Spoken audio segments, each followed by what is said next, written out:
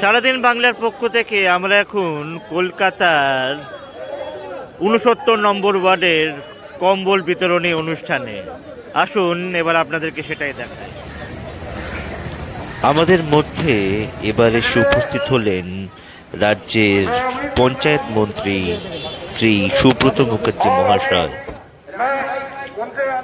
এবার আপনারা দেখছেন এসে উপস্থিত হলেন শ্রী বৈষ্ণব চট্টোপাধ্যায় মহাশয়। 1998 সালের 1 জানুয়ারি আমরা হলাম ফাউন্ডার মেম্বার তৃণমূল কংগ্রেসের, এবং তৃণমূল কংগ্রেস যে লড়াই করতে করতে আজকে এই জায়গায় গেছে, আমরা কিন্তু মমতাদির সঙ্গে প্রতিটা আন্দোলনে ছিলাম। তো আমি দীর্ঘ বক্তব্য রাখবো না। 2021 একটা সিগনিফিকেন্ট আছে। 2021 মানে ভাষা আন্দোলন, 21 মানে 21শে জুলাই, আর 2021-এ মমতা ব্যানার্জিকে এই রাজ্যের তৃতীয়বারের জন্য হ্যাট্রিক করে আমরা রাজ্যের মাননীয় মুখ্যমন্ত্রী তৈরি করবো। যতই বিজেপি চেষ্টা করুক, একসময় সিপিএম এর গুন্ডারা এখন বিজেপি সেজেছে। যারা সিপিএম করতো লাল জ্যাকেট পরে, এখন তারা গেরুয়া জ্যাকেট পরেছে। বিজেপি আক্রমণ করছে, মানুষকে বিভাজন করার চেষ্টা করছে। একটু আগে আমি ৭৭ নম্বর ওয়ার্ডে ছিলাম। মমতা বন্দ্যোপাধ্যায়ের কনস্টিটিউয়েন্সি, সেটা একটা ওয়ার্ড, কিদিরপুর সংলগ্ন এরিয়া। সেখানেও দেখছিলাম নানা ধরনের কথা আমাকে লোকে বলছিল। আমরা শপথ নিতে চাই যে আমরা ঐক্যবদ্ধ ভারতবর্ষে বিশ্বাস করি, আমরা দেশের সার্বভৌমত্বে বিশ্বাস করি, আমরা ঐক্য ভারতবর্ষের ১৩০ কোটি মানুষ যাতে একসাথে থাকবো, এই কারণে আমাদের লড়াই। মমতা বন্দ্যোপাধ্যায় হলেন এই মুহূর্তে বিজেপির বিরুদ্ধে সবচেয়ে জোরালো এবং সোচ্চার কণ্ঠ। তাই মমতা বন্দ্যোপাধ্যায়ের বিরুদ্ধে সালিশ করছে বিরোধী দল বিজেপি।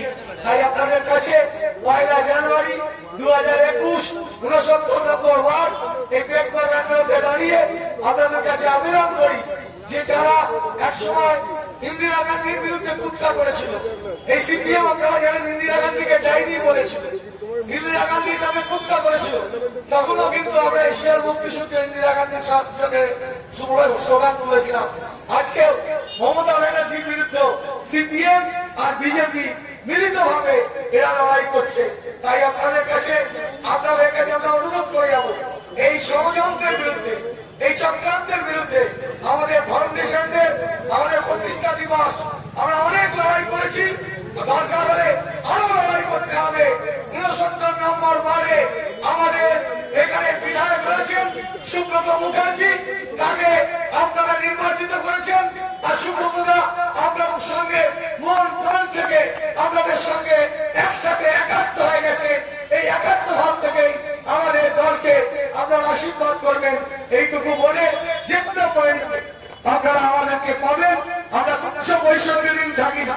আমরা এই নয় যে নির্বাচনের বছর বলে 2021-এ আমরা এসেছি। আমরা বসন্তের কোকিল নয়, বিজেপি তো বসন্তের কোকিল, বাইরে থেকে আসছে, নির্বাচনের সময় আবার প্রেম ধরে চলে যাবে। তো হিন্দিতে একটা গান আছে না, তুম তো ঠেলে परदेसी साथ किया निभाओगे, सपनों वाला गाड़ी से गुजरात भाग जाओगे, तुम दिल्ली भाग जाओगे, পশ্চিম বাংলায় আপনাই থাকবো। তৃণমূল কংগ্রেস থাকবে, মমতা ব্যানার্জি থাকবে, সুব্রত মুখার্জি থাকবে। এইটাই আপনাদের কাছে বলে আমি আমার বক্তব্য শেষ করছি। এই দিনটিতে মমতা ব্যানার্জি কংগ্রেসের সঙ্গে যখন থেকে সিপিএমকে ছড়াবার কোন পথ পেলেন না, তখন সকলকে নিয়ে, কংগ্রেসেরই মানুষদের নিয়ে, বিশেষ করে ছাত্র যুবক এদেরকে এবং গ্রামের মানুষকে সঙ্গে নিয়ে এই দলটি তৈরি করলেন, যার নাম তৃণমূল কংগ্রেস। আর তার প্রতিষ্ঠা দিবস আমরা খুব নিষ্ঠা নিয়ে এই দিনটি সর্বত্র উদযাপন করি, আমাদের নতুন করে। এবং আজকে এখানেও প্রতিবারের মধ্যে এবার এই দিনটি উদযাপিত হচ্ছে। এখানে উদযাপন উপলক্ষে গরিবদের পাশে দাঁড়াবার কিছু চেষ্টা আমরা করে থাকি সব ওয়ার্ডে। আজকে এখানেও করা হয়েছে। আমরা জানি আবার একটা নির্বাচনে এসে গেল। মমতা ব্যানার্জি খুব গর্বের সাথে আপনাদের আশীর্বাদ জন্য বলে আপনারা জয়ের টিকা দুবার তাকে পড়িয়ে দিলেন, তিনি সরকার পরিচালনা করলেন। এইবার তৃতীয়বার আপনাদের বিচার করতে হবে। আমরা শুধু শুধু আপনাদের কাছে আশীর্বাদ চাইতে চাই না। যদি মনে করেন এই 10 বছরে মমতা ব্যানার্জি তুলনামূলকভাবে অন্য মুখ্যমন্ত্রীদের চেয়েও বেশি কাজ করেছেন, তাহলে আবার তাকে আশীর্বাদ করুন। মমতা ব্যানার্জি যেভাবে গরিব, মধ্যবিত্ত, নিম্ন মধ্যবিত্ত এবং উচ্চবিত্ত, গ্রামের মানুষ, শহরের মানুষ, শহর গরিব মানুষদের পাশে দাঁড়িয়েছেন, এটা নজিরবিহীন। আমি নিজেও আপনাদের এখান থেকে আগে নির্বাচিত হয়ে একবার মন্ত্রী হয়েছিলাম, কাজে আমি খুব সরাসরি জানি অন্য মন্ত্রিসভার কাজ এবং তাদের সঙ্গে মুখ্যমন্ত্রী মমতা ব্যানার্জি তার মন্ত্রিত্বের কাজ। যেভাবে তিনি মানুষের পাশে দাঁড়ান, এটা একটা ঐতিহাসিক। ভারতবর্ষে যদি সব মুখ্যমন্ত্রীকে কোন বিচার করে নিরপেক্ষ কোন মানুষেরা, তাহলে মমতা ব্যানার্জিকে একটা করে রাখতে হবে। কিভাবে দাঁড়াবে? খাবার দিলেন বিনা পয়সায়, বাসের স্থান করে দিলেন, তাদের রাস্তা করে দিলেন, বাঁধ করে দিলেন, একের পর এক এই মানুষগুলোর পাশে দাঁড়িয়ে বুঝতে দিলেন না এত বড় আমফান হয়ে গেল। আবার তাকে দিক দুর্যোগ, করোনা আক্রান্ত প্রায় 5-6 বছর ধরে কন্টিনিউয়াস, কেন্দ্রের সাহায্য নেই, কোন সহযোগিতা নেই। মমতা ব্যানার্জি মুখ দিয়ে আটকে দিলেন। এমনকি আজকে ঠিক এই মুহূর্তে যখন তিনি প্রায় একটা শেষ করতে চলেছেন এবার মন্ত্রিসভা, তার আগেই এই মানুষগুলোকে তুলে দিলেন একটা ঐতিহাসিক কার্ড, দুয়ারে দুয়ারে পৌঁছে দিচ্ছেন, তার নাম ছাত্রসাথী। এর আগে কি করেছেন? সারা পৃথিবীতে কোনো নজির নেই। ছাত্ররা পড়বে, তার সাইকেল দিলেন। ছাত্রীদের পড়া শেষ হওয়ার পর বিয়েতে যাবে, তার জন্য অর্থ দিলেন। গরিব মানুষদের দিলেন। এখানকার যারা নামাজ পড়ায় তাদের দিলেন। হিন্দুদের যাদের পুজো করেন তাদের তার অর্থ দিলেন। দরিদ্র সাধারণ মানুষ থেকে আরম্ভ করে ছাত্র, যুবক, বেকার সবাই পাশে যেভাবে দাঁড়িয়েছেন, আমি চ্যালেঞ্জ করে বলতে পারি প্রত্যেকটা জায়গায় মিলিয়ে নিয়ে তারপর থেকে আবার আছে সব যে নির্ভীক, যে মানুষ, গরিব মানুষ, সাধারণ মানুষের পাশে দাঁড়ানো। এই তিনটে জিনিস। এক নম্বর হচ্ছে তার সততা। তার সততা ভারতবর্ষে আমরা চ্যালেঞ্জ করে বলি, কোন জায়গায় মমতা ব্যানার্জির মতন যদি সৎ মুখ্যমন্ত্রী দেখাতে পারবে, আমরা আমি রাজনীতি ছেড়ে দেব। আর করব না।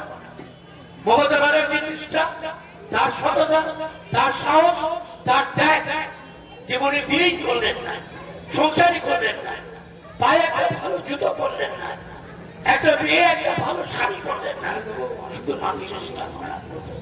আগে যত পার্টি এসেছে, কেউ বলছে হিন্দু, কেউ বলছে অমুক জাত, কেউ বলছে জাত, আর মমতা ব্যানার্জি বলছেন না, আমি হিন্দু, মুসলমান, শিখ, খ্রিস্টান সকলের মুখ্যমন্ত্রী, আমি সমানভাবে আশীর্বাদ চাই। আমি কোন একটি সম্প্রদায়ের মুখ্যমন্ত্রী হতে চাই না। অনুষ্ঠানে উপস্থিত রাজ্যের মাননীয় মন্ত্রী এবং বালিগঞ্জ বিধানসভা কেন্দ্রের আমাদের প্রিয় বিধায়ক, আমাদের নেতা সুব্রত মুখোপাধ্যায়, উপস্থিত দক্ষিণ উপজেলা জেলা তৃণমূল কংগ্রেসের কোঅর্ডিনেটর রাজ্য তৃণমূল কংগ্রেসের সাধারণ সম্পাদক বৈশ্বনাথ চট্টোপাধ্যায়, উপস্থিত 65 নম্বর ব্লক তৃণমূল কংগ্রেসের সভাপতি, দক্ষিণ উপজেলার চেয়ারম্যান প্রাক্তন পৌরমন্ত্রী মাতঙ্গল দাস, উপস্থিত আছেন রাম বসু, আমাদের 75 নম্বর ওয়ার্ডের সভাপতি, ব্লক তৃণমূল কংগ্রেসের সভাপতি আছেন, কাজল আমাদের প্রাক্তন যুব কংগ্রেসের সভাপতি আছেন, মুরাদ আছে, রাজীব সহ আরো সম্মানীয় নেতৃত্বরা আছেন। এবং এই সভার যিনি উদ্যোক্তা অর্থাৎ 69 নম্বর ব্লক তৃণমূল যুব কংগ্রেসের সভাপতি মাতৃভূমির বৃন্দ। সুব্রতদা বলেছে মানুষ অপেক্ষা করছেন। আমি শীতের রাত বেশি বক্তব্যকে দীর্ঘায়িত করবো না। শুধু এইটুকুনি আমরা বলি যে ভারতবর্ষে এত বছর স্বাধীনতা হয়েছে, এত নির্বাচন হয়েছে, এত সরকার তৈরি হয়েছে, ভারতবর্ষের মানুষ কি দেখেছে যে সরকার তৈরি হওয়ার পরে মানুষের প্রয়োজনে সরকারি অংশ থেকে দৌড়তে হয়, যে কোনো কাজে সরকারের কাছে পৌঁছতে হয়। ভারতবর্ষের মধ্যে এই প্রথম একজন মুখ্যমন্ত্রী বললেন, সরকারের কাছে তোমায় পৌঁছতে হবে না, সরকার তোমার দরজায় পৌঁছে যাবে। এই পদ্ধতি ভারতবর্ষে কোথাও হয়নি। ভারতবর্ষের কেন্দ্রীয় সরকার কিছুদিনের জন্য বিনামূল্যে রেশন দিলেন, কিন্তু এখন কি কোভিড চলে গেছে? এখন কি মানুষ আর কোভিডে মারা যাচ্ছে না? এখনো মারা যাচ্ছে, এখনো কোভিড হচ্ছে, মানুষের কাজ করতে পারছে না অনেক জায়গায়। কেন্দ্রীয় সরকার আর বিনা পয়সায় রেশন দিচ্ছেন না, কিন্তু মমতা বন্দ্যোপাধ্যায় সরকার এখনো বিনা পয়সায় রেশন দিয়ে যাচ্ছেন। তাই মানুষকে বিচার করতে হবে, মানুষ কাকে সমর্থন করবেন, কাকে করবেন না। শুধু একটা আপনাদের বলি, আমাদের সরকার কোন সম্প্রদায়ের সরকার নয়, আমাদের সরকার মানুষের সরকার। সে কোন ধর্মের, কোন জাতের, কোন বর্ণের, এদেশে আমাদের সরকার বিচার করে না। আমাদের সরকার বিচার করে বাংলার মানুষ যারা বাংলায় থাকে তাদের সমান অধিকারের কথা। কেন্দ্রের ক্ষমতাসীন দল যারা তাদের ওয়ান পয়েন্ট এজেন্ডা, ভারতবর্ষের কোথায় কি হচ্ছে দেখার দরকার নেই, শুধুমাত্র পশ্চিম বাংলার ক্ষমতা তাদের দখল করতে হবে। কেন? একটা রাজ্যের ক্ষমতা দখলের জন্য এত মরিয়া কেন? রাজ্যের ক্ষমতা দখলটা মুখ্য নয়, মুখ্য হচ্ছে ভারতবর্ষের একমাত্র প্রতিবাদী কণ্ঠ, যিনি বারবার ভারতীয় জনতা পার্টির মানুষের বিরুদ্ধে যে নীতি, তার বিরুদ্ধে যিনি আন্দোলন করছেন, তাকে বন্ধ করে দেওয়া, তাকে জমিয়ে দেওয়া, তার মুখকে বন্ধ করে দেওয়ার জন্য তারা বাংলাকে গেছে। অন্য কোনো কারণে নয়। আপনাদের বুঝতে হবে, এই শীতের মধ্যে দিল্লি হরিয়ানার সীমান্তে এত চাষি এক মাসের ওপর বসে আছেন, ভারতবর্ষের প্রধানমন্ত্রী এত বড় বড় কথা বলছেন, চাষিদের সঙ্গে কথা বলার সুযোগ পাচ্ছেন না।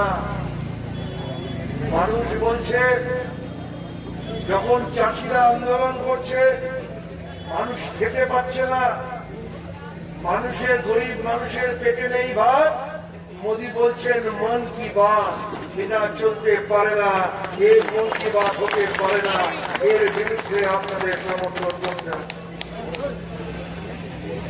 কেউ কেউ এটা মূর্খের কানের সঙ্গে আমাদের লড়াই।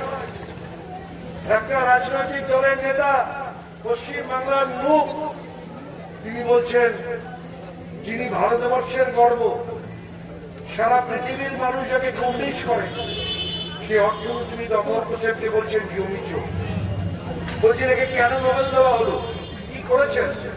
কে বলছেন? যে মানুষটা বলছেন তার শিক্ষাগত যোগ্যতা, নির্বাচনের সময় হলফনামা বললেন তিনি নাকি ডিপ্লোমা ইঞ্জিনিয়ার, পরবর্তীকালে যখন ধরা পড়লেন বলেন না আমি ওই আইটিআই থেকে পড়াশোনা করছিলাম। ভাবুন, সে লোকটা অমর হোসেনের সমালোচনা করে। মূর্খের বড়টা দুটান কাটা হয়, সেই মূর্খ লোকেদের সঙ্গে আমাদের লড়াই করছেন, আমাদের দুর্ভাগ্য। যাই হোক বন্ধু, আজকে দিনটা তৃণমূল কংগ্রেসের পক্ষে একটা আবেগের দিন, খুব তাৎপর্যপূর্ণ দিন। সারা পৃথিবীর মানুষের কাছে ১ জানুয়ারি খুব আনন্দের, কিন্তু আমাদের কাছে বিশেষ তাৎপর্যপূর্ণ। এই পুরনো দিনে যারা কম্বল নেওয়ার জন্য দাঁড়িয়ে আছেন, আমি সুব্রতদা মন্ত্রী আছেন, আপনারা সবাই সামনে আছেন। ভারতবর্ষের স্বাধীনতা হচ্ছে 1947 সালে, স্বাধীনতার ৭৫ বছরের মধ্যে আমাদের দুর্ভাগ্য এখনো মানুষকে কম্বলের জন্য লাইন দিতে হয়। আমরা সেই ভারতবর্ষে চাই যেদিনকে কম্বল নিয়ে আমরা দাঁড়িয়ে থাকবো, একটা মানুষের লাইনে থাকবে না কম্বল দেওয়ার জন্য, আমরা সেই দিনে লোকে চাই। আমি সবাইকে আমার ধন্যবাদ।